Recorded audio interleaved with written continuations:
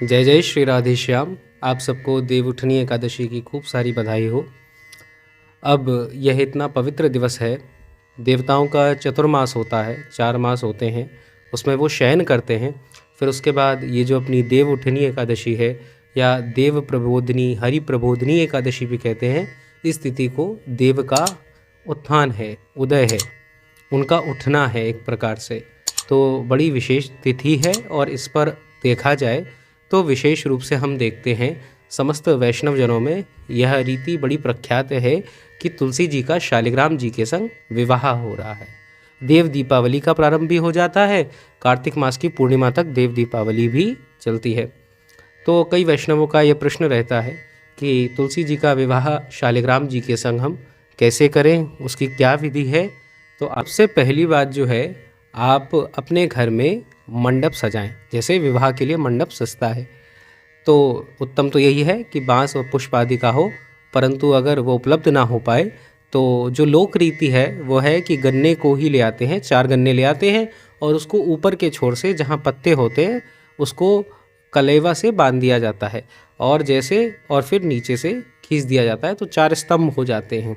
और उसके बीच का जो भाग है वहाँ पर माताएं बहनें जो हों वो चंदन या हल्दी का लेपन कर दें, वहाँ पर माण लगा दें। फिर उसके उपरांत वहाँ पर चौकी रखी जाए, उस पर सुंदर ठाकुर जी को पधराने से पहले बढ़िया कपड़ा बिछा दिया जाए, वस्त्र बिछा दिया जाए, नया वस्त्र हो। और उसके बाद में जो 4 उसके स्तंभ हैं गन्ने के, वहाँ पर 4 कलशों की स्थापना करिए और 2-2 दीप लगा दीजिए। इस प्रकार से वहाँ पर पूरा आयोजन हो जाएगा। और फिर उसके उपरांत श्री शालिग्राम भगवान को और तुलसी मैया को वहाँ विराजित करें। अगर हो पाए या आपकी स्थिति है तो कोई ब्राह्मण देवता का उनकी सहायता से वहाँ पर विधिवत जैसे विवाह होता है वैसे कराएं। यदि नहीं हो पाता है तो जैसे यथासंभव है अपने अनुसार ही, वैष्णव जन हैं आप लोग तो अपने अनुसार ही वहाँ पर पूरी रीति से करें। यज्ञ कुंड की स्थापना करें ठाकुर जी के सामने। अब पहले ठाकुर जी जो बैठेंगे विवाह के पूर्व, उसमें तुलसी मैया जो हैं वो दाईं तरफ बैठेंगी। तो इस प्रकार से तुलसी मैया को दाईं तरफ बैठा दें, अग्निकुंड की स्थापना करें और अग्निकुंड में कपूर काष्ठ आदि लगा दें। और फिर उसके बाद में, अब क्योंकि हम संक्षिप्त विधि ले रहे हैं, यहाँ पर पूरी विधि से तो कर नहीं रहे, तो अपने गुरु मंत्र की ही, जो आपको गुरु प्रदत्त मंत्र है, दीक्षा प्रदत्त मंत्र है, अथवा कोई मंत्र नहीं है तो ओम नमो भगवते वासुदेवाय 12 अक्षर मंत्र है, इसका उच्चारण करते हुए ही श्री भगवान के विवाह के लिए आपको आहुति देनी है।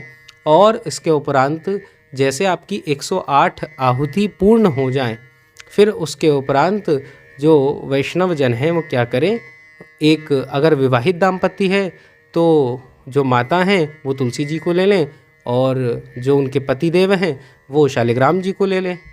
अगर आप अकेले हैं तो आप ही दोनों को लेकर फिर जो प्रदक्षिणा होती है, भांवरी होती है, उसको करें, जिसे हम फेरे कहते हैं। पहले 4 फेरों में शालिग्राम भगवान आगे रहेंगे और उसके बाद के 3 फेरों में तुलसी मैया आगे रहेंगी। फिर उसके उपरांत जब हम विराजित करेंगे दोनों को, तो फिर तुलसी मैया को शालिग्राम जी के वाम भाग में विराजित कर दिया जाएगा। फिर उसके बाद पूरी रात्रि तुलसी मैया और शालिग्राम जी वहीं पर रहेंगे। अगर आपके घर में ठाकुर जी हैं, राधा कृष्ण युगल विग्रह है, तो उनको भी वहीं पर स्थापित कर दीजिए, यह अति उत्तम होगा। और देखिए हमारी 4 जागरण की रात्रि होती है, तो उसमें से एक रात्रि ये भी है, आज के दिन जागरण करना है, क्योंकि देव उठ गए हैं तो उसका उत्सव है। तो यथासंभव हो पाए तो पूरी रात्रि जागे, क्योंकि देखो अगर आपके मालिक जागेंगे तो सेवक का तो सीधा सीधा फर्ज है कि जागना चाहिए। जब ठाकुर जी पूरी रात मंडप में बैठेंगे तो हमें भी उठना चाहिए। जितना हो पाए जप के द्वारा, कीर्तन द्वारा कोई पाठ कर ले, गोपाल सहस्त्र नाम है, अथवा कोई पुराण का ही पाठ कर लें, कथाओं का श्रवण करें। इस प्रकार से पूरी रात्रि जागरण करते हुए ठाकुर जी के संग ये सारा समय बिताएं और अपनी उपासना को सफल बनाएं। अब इसके उपरांत एक, वैसे तो ये ठाकुर जी को ही रिझाने का पर्व है, तो कई बार ऐसी समस्याएं आती हैं कि किन्हीं बहनों का विवाह नहीं हो पा रहा होता है या विवाह में बाधा आ रही होती है, तो उनके लिए ये समय बहुत लाभदायक है।